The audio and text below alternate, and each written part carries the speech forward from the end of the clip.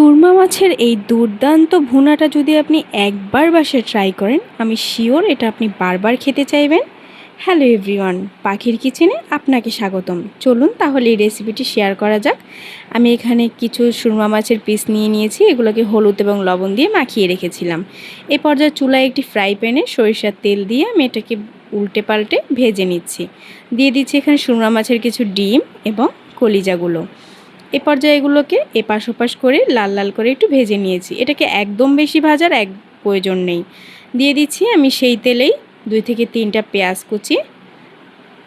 এ পর্যায়ে আমি এখানে পেঁয়াজটা লাল লাল করে ভেজে নেব। ভাজা হয়ে এলে আমি এখানে অ্যাড করব 1 চা চামচ পরিমাণ আদা রসুন বাটা এবং 1/2 চা চামচ পরিমাণ জিরে বাটা। দিয়ে দিচ্ছি সামান্য পরিমাণ একটু পানি। এগুলোকে আমি খুব সুন্দরভাবে একটু ভেজে নেব। এ পর্যায়ে আমি এখানে দিয়ে দিচ্ছি 1 চা চামচ পরিমাণ রসুন বাটা।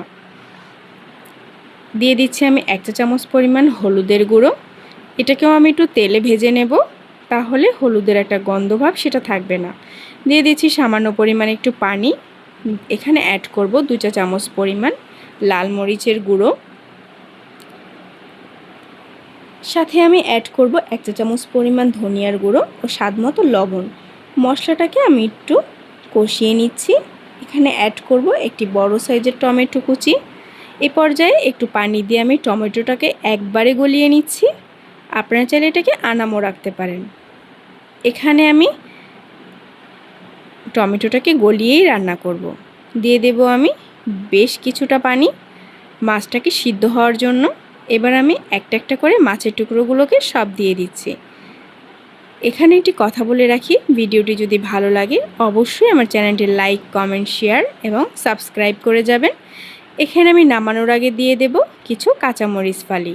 এটাতে করে কিন্তু এই মাছ ভুনাটা আরও বেশি সুস্বাদু হবে।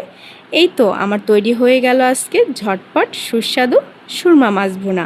চাইলে আপনারাও বাসায় একবার ট্রাই করে দেখতে পারেন। সবাই একদম মন প্রাণ ভরে খেয়ে আপনার প্রশংসাতে পঞ্চমুখ হয়ে যাবে। আল্লাহ হাফেজ।